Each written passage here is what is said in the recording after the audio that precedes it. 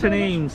Sujatika. Harsh. Where you from? India. This is your first time ziplining here in XLine? Yeah, Yes. of course. Whose idea is this? Yes, obviously. Mine. What's make you decide to do the zipline? It's our honeymoon, so he wants to do something like Special thrilling. for her and thrilling for her. Yeah. Happy honeymoon! How do you you. feel right now? I'm nervous. I'm excited.